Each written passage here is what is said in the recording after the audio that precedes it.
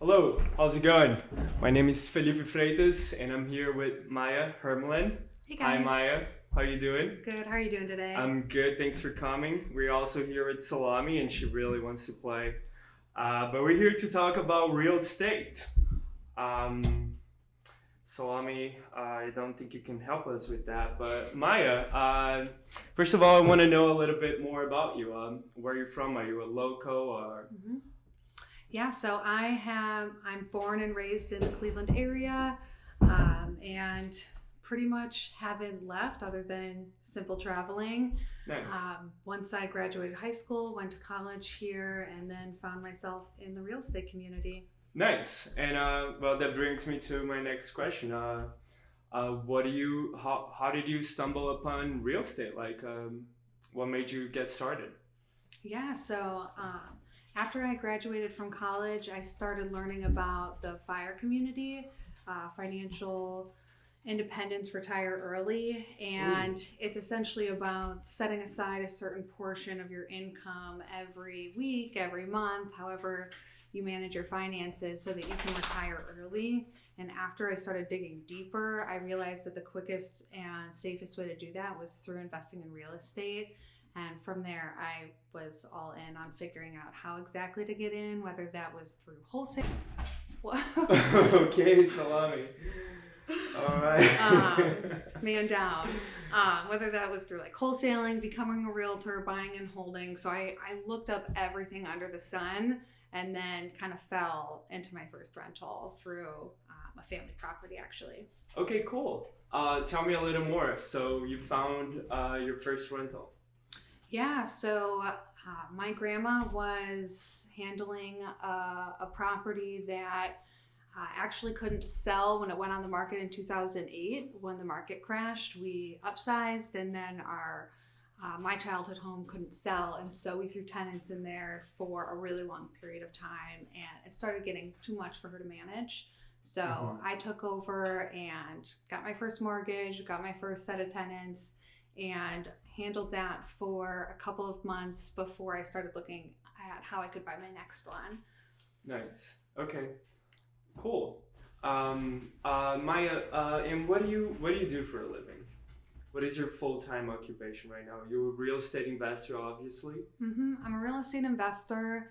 I handle lead generation and cold calling for a real estate team, and I'm also a real estate agent. So I have a couple of different hats, but they're all real estate related, and they actually they mirror and match each other really well. That's really nice. So they all circle back to the same thing, which is real hmm estate. Cool. And tell me a little more then. What was your transition for the first property to the second one? And a little bit fast forward, how did you stumble upon the world of midterm rentals that you're so interested in now? Yeah, so I started investing in real estate late 2019, early 2020. So much different time in the market. Mm-hmm. We thought it was challenging then. Little did we know what was going to happen with Mm-hmm. inventory a couple years later. So once I started to learn about real estate, I went all in and started utilizing the house hacking strategy.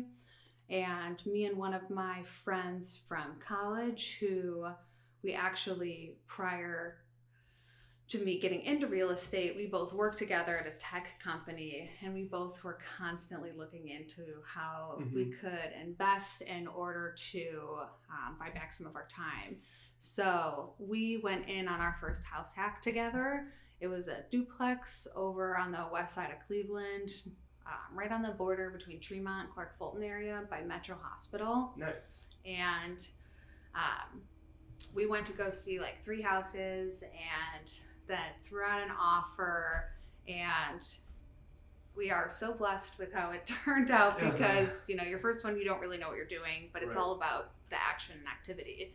And Exactly. we did that a couple times, house hacking, and then we, for our last one, stumbled upon a burr that was a great deal. And then things with the market shifted. Interest rates started going up. We've all felt it. And we needed to figure out if we're not able to, or you're able to, but if we're not finding the correct deals that we're looking for, what can we do to increase our cash flow? And so I started learning about the midterm rental strategy, specifically from people who invest in the Midwest. And they're seeing these crazy returns and these cash flow numbers that are drastically far off from what we're seeing. I feel like we're doing all this work, we're not really seeing that money returns because of the house hacking strategy. And so it was last November when we decided fully that we were going to at least try out midterm rentals. And we weren't totally sure whether or not we were going to do it. We had a tenant that moved out, and luckily she left all of her furniture there. So our first one, we weren't sure until I walked in. That's and very I saw, nice. yeah, I saw all the furniture. I was like, wait, okay, there's a couch there. There's a bunch of tables, nightstands, microwaves, the whole 9 yards. So believe it or not, we furnished that first midterm less than $700, like probably That's closer so to about awesome. $500. Yeah, it was insane. Wow, that was such a big favor that that tenant did you, and that she probably is not even aware of. No, I'm sure she kind of thought that there was potential she could be charged for that. I mean, a lot of times people don't want your old furniture, but we were Facebook marketplacing and thrift shopping a lot of furniture, which is not what I would suggest to anybody looking to get into the midterm rentals. That was just your first time. Like I said, you never know. So where do you usually find your furnishing? Where do you go? I purchase everything online. Okay. I do a lot of probably 90% of my stuff on Amazon. I get some stuff on Walmart, Target, and I have created a system so that once we have a vacancy, we can pretty easily furnish a rental. Okay. Our first midterm rental that we furnished took probably 2 months for us to turn that over. The second one, it was under 2 weeks before we got that live on Airbnb, and less than 3 weeks before we had our first renter that was actually staying with us, and we were getting paid. Cool. So everything is online and streamlined, and I actually created a spreadsheet for each room so that I know this is what I buy for my living rooms, this is what I buy for my bedrooms, and I have it all broken out with links. And I also know if someone breaks something, someone steals something, I have really clean records so that I can replace it really quickly. Because sometimes we haven't had very much turnover, so the turnover that we have had, we've had to act really quickly. Understood. Understood. Cool. That's really nice. I really love systems, and that's something that we can dive deep into it a little bit later. But first, I would love to hear from you then. Well, now we know how to step into midterms, right? Now, what makes a midterm rental better than short-term or a long-term rental? I think it all depends on your bandwidth as an investor and how hands-on you're willing to be. For me, the midterm rental strategy made sense for a couple of reasons. One, we wanted that increased cash flow. We've been able to increase our cash flow by anywhere from $700 to $1,000 a month per rental unit. So it's pretty significant. That's pretty significant. Yeah. And we're not seeing constant turnover. So we have honestly only had 2 turnovers since we've converted any of our units. Most of our people are staying for at least 2 months and then trying to extend. So it makes that process easier compared to short term. But you do have to be involved because there is more turnover than a long term. But that's why I think if you create systems, it can be simplified a lot. So every turnover that we have, we're learning and we're making it clearer so that we can be at the property less every time that we have a tenant, leave. which That's is, the goal. yeah, that's the beauty of placing systems. I feel like Yeah, for sure. reducing that friction between one thing to another, and then you smooth sailing, right? Yeah, for sure. Where would you put the line of being short term versus a midterm versus a long term? Where on like a agreement basis, like how long do you have to stay for it to be short term or midterm? So anything under 30 days is going to be short term. Okay.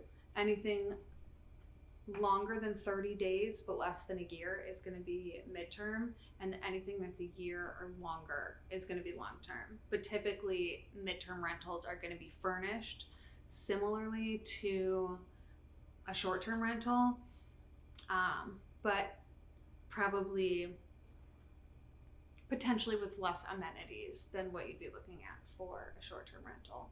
Understood. And what do you see being the major advantages over the short term then? Is it being more hands off and having less involvement during that process? Is in having to get things scheduled more often, have more maintenance? What is it the difference of a midterm that makes it more attractive to you? Less turnover for sure. We have long-term tenants in all of our properties that have midterm tenants in them as well. And we want everyone in the property to feel like, it's a home, not a place to party or come in and out for the weekend. Gotcha. So we do want people to feel comfortable from that perspective. But not dealing with as much turnover is key for us and limiting that.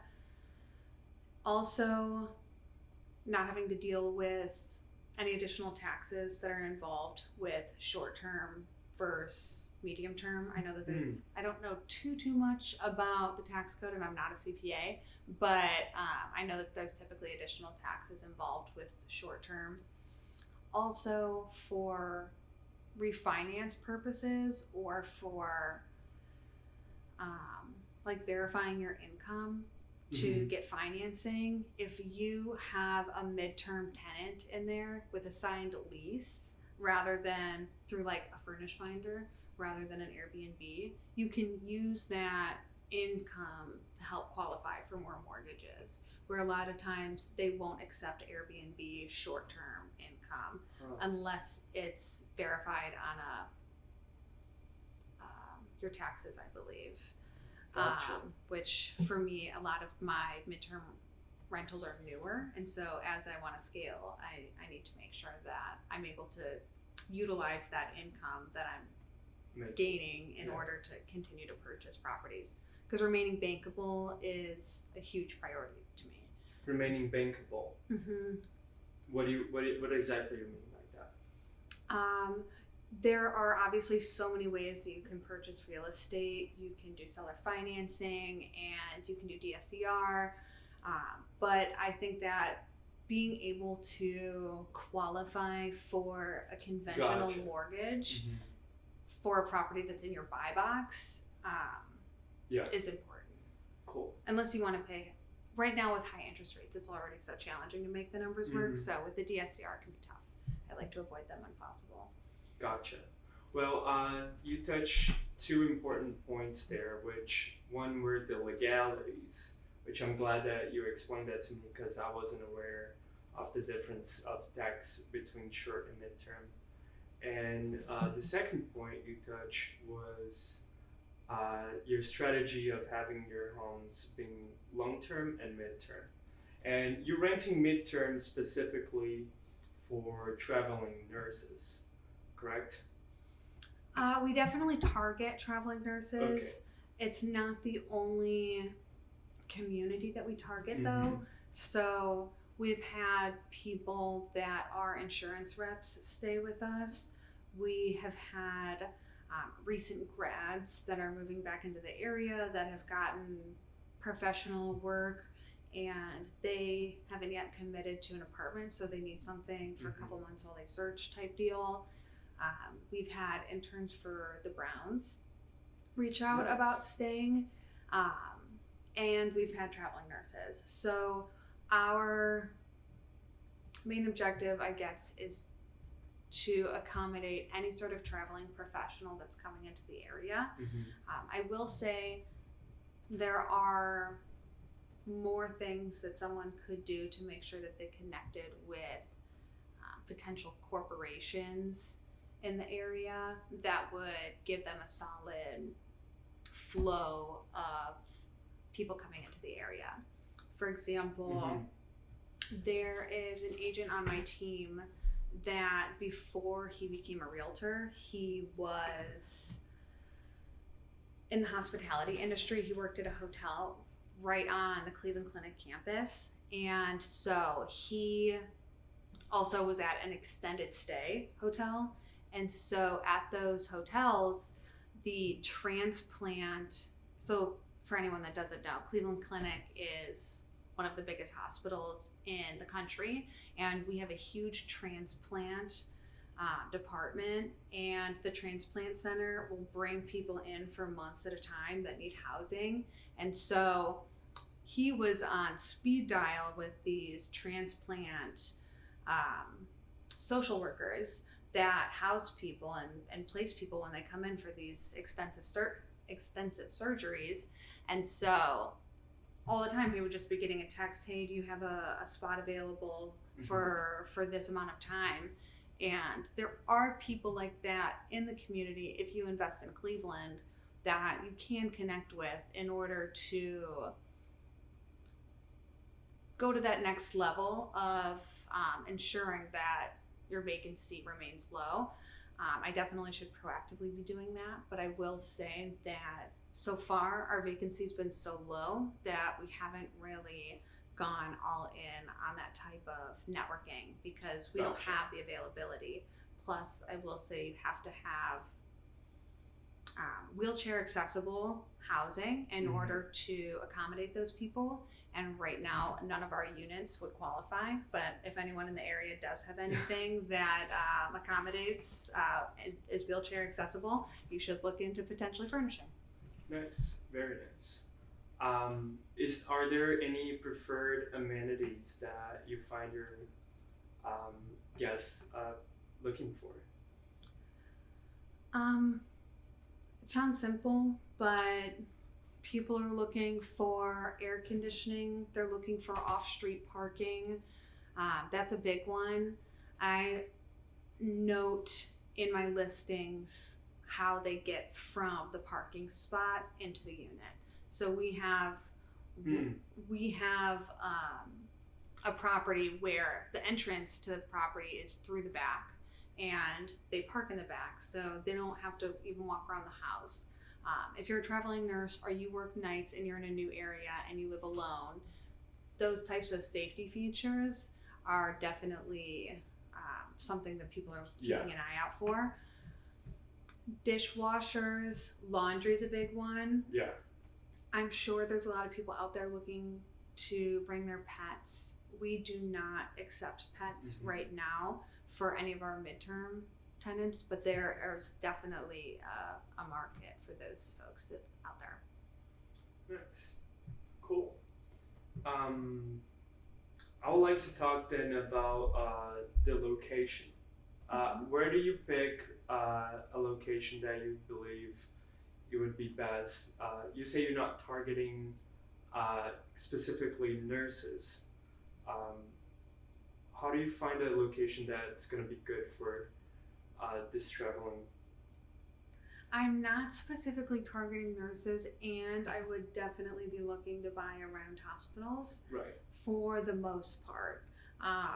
If you're a Cleveland local, you know that there's a big difference between, certain neighborhoods, and sometimes things can get rough in some areas around the hospitals. So I do take into consideration where everybody would like to live and potentially feel safe.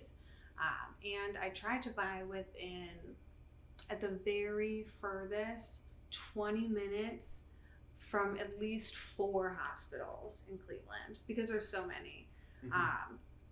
Ideally less than 10 minutes from one. So I buy like around Metro Hospital, you know? A lot of ours are, one of ours is, just 5 minutes down the road, and that was an accidental purchase. Well, not an accidental purchase, but an ironic turn of events now that we're starting to potentially target more of this traveling nurse and professional community. But yeah, I definitely think being close to the hospitals just as a starting point, because there are so many people coming into the area for that reason. And I look to buy mostly in ideally A, B, at the lowest C plus areas. And what are the conditions of the houses you're looking at? I am looking for anything that would need a light cosmetic. Light cosmetic. Yeah. Okay. I wouldn't mind something that was move-in ready, especially because I think turnover and vacancy is where you really start to lose money if you're not paying attention to it. I get pretty aggressive once we're like in that phase of trying to get somebody in there. So if I could just throw someone in there and it cash flowed the way that I wanted to, amazing. But I do like the idea of at least adding in a bit of equity. I have been also looking at properties where you have the opportunity to add square footage. So if there's a porch that could be enclosed and included a square footage on the house, or a basement or an attic that could be finished in order to add a bedroom or something like that.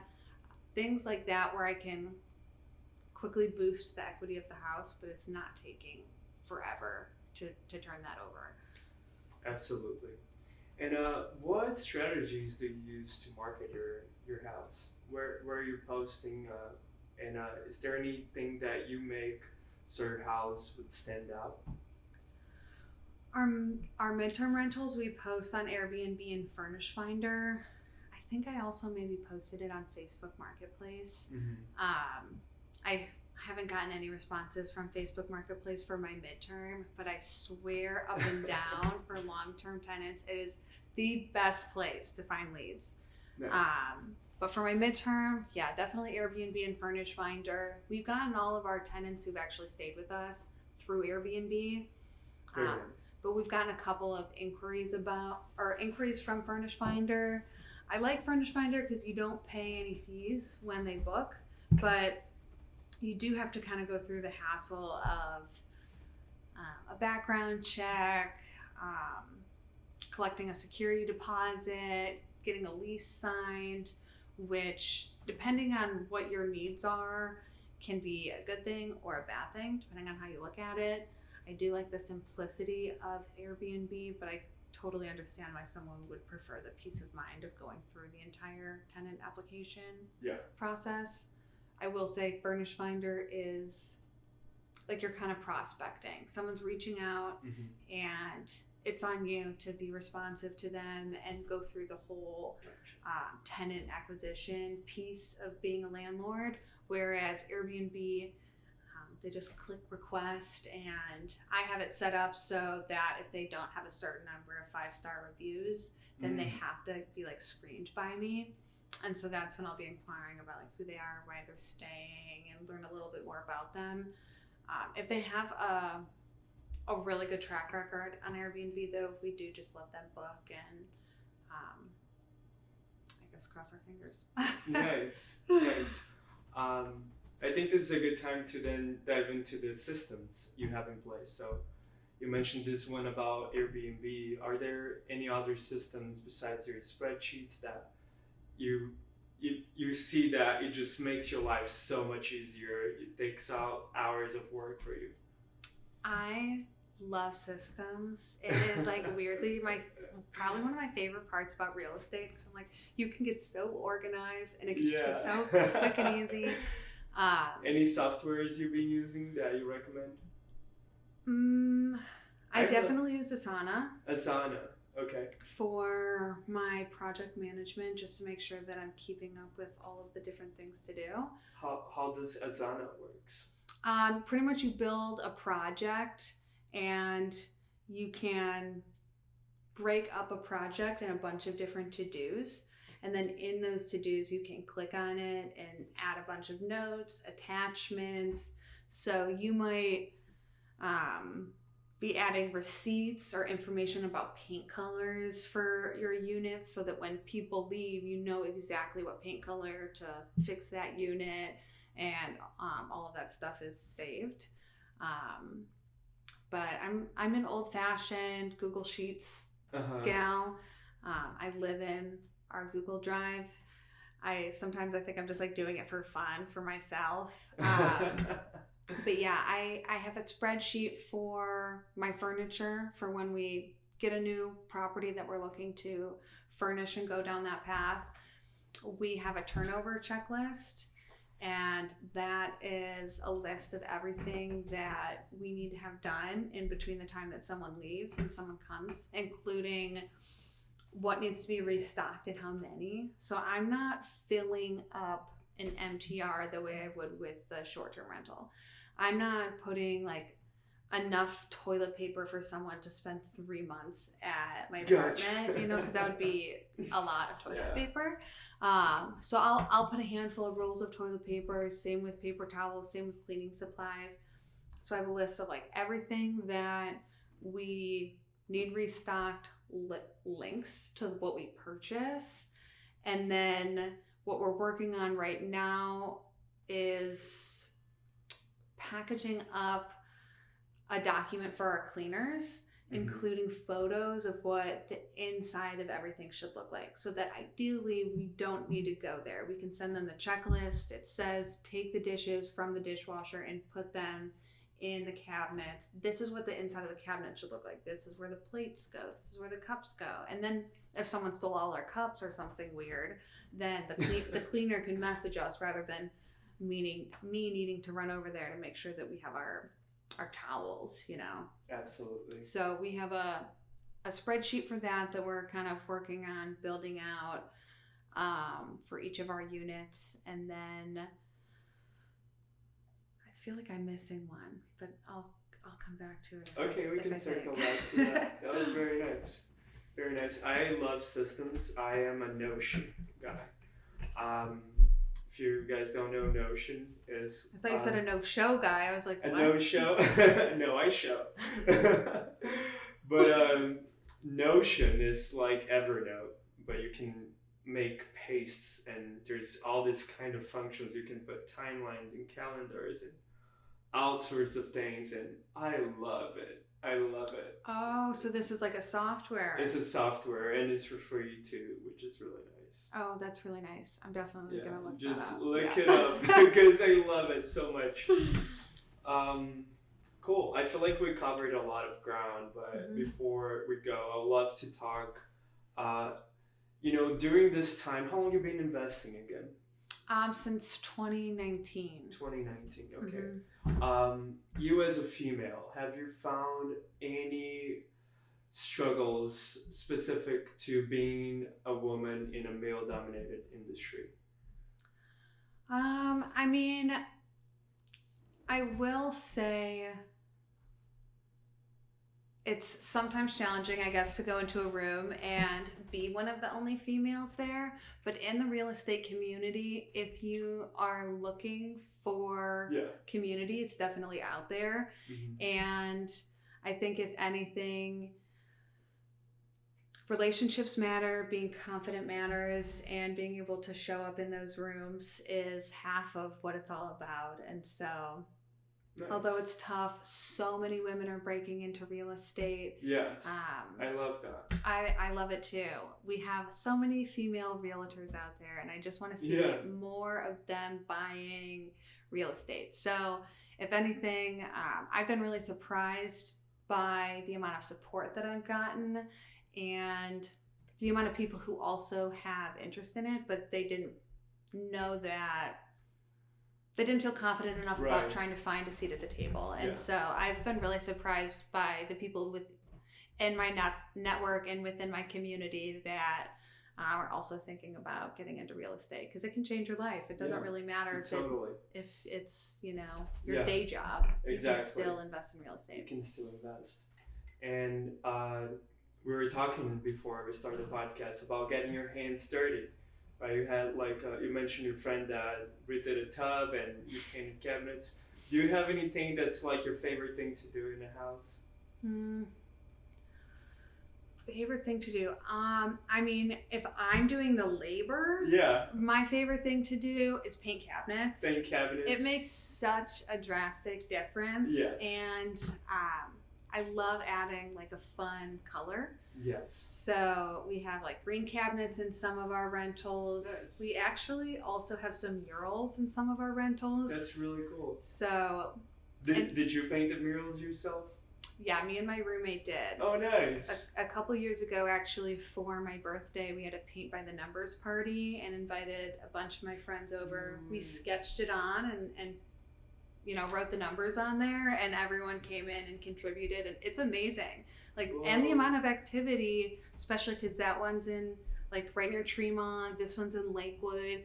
The amount of activity that we got where people were like, oh my gosh, your rental stood out so much. This is amazing. I was like, I'll paint over it, because I lived there. I was house hacking. So I was kind of just doing something for fun. I'm like, Nice. if you don't want it, that's fine. And yeah, so far. Did you keep it? Yeah. Okay. Everyone's loved it so far. And I'm like, I guess everywhere I move, I'll just throw one of those out. That's awesome. That's awesome. That's a great way to stand out, right? And like to do something for yourself. I feel like most importantly to do something fun, and yeah, I love that. It's good to make sure that you're having fun along the way, because you can get really distracted about all of the work. Yeah, you It can get get very it's so overwhelming. We're talking about buying houses. This is as adult as you will ever get. Yeah.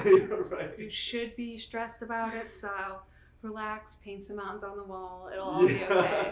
It would all be okay. Cool. And Maya, how can people find you and find more about what you do? Yeah, if you ever want to find me, you can find me on Instagram. I'm also on the new Threads. Don't know if that'll stick around or not. It's at Granola Girls Invest. And feel free to send me a message if you have questions. I'm always looking to nerd out on real estate. Nice. How can someone help you in your journey right now? Well, first and foremost, if you know anyone that's looking to sell or buy or invest in real estate, send them my way. Two, if you're ever like looking to get questions answered or be part of a community, my team does have an investor group that we hold monthly, and it's a lot of fun.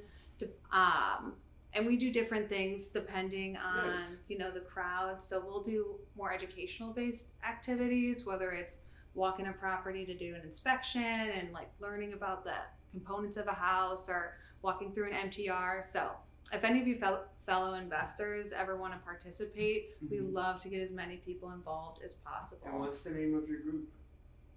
It's just the Ed Huck Teams Investor Club. And Ed Huck Teams? Ed Huck Team. Ed E-D? Huck. HUCKTEAM. And again, if you message me on Instagram or anywhere like that, I can send you over information. Awesome. And yeah, I think that this is pretty much a wrap. I do have one last question. What has real estate meant to you in your life? Oh my gosh, it's such like a loaded question. It really is. I gotta save it up for the end. For me, my main goal is, I'm sure like many people, achieving financial freedom and being able to wake up in the morning and do the things that I want to do where I want to do them. So I don't think I'll ever slow down as far as real estate goes, because I found something that I'm really passionate about and love. And, you know, to be built to a point where you have locational freedom, can travel when you want, and, you know, provide for your family Yeah. with or without active income. Yeah. Ultimate flex, right? It really is. That's awesome. Maya, thank you very much. Thanks so much for having me. This has been awesome. Awesome. Cool.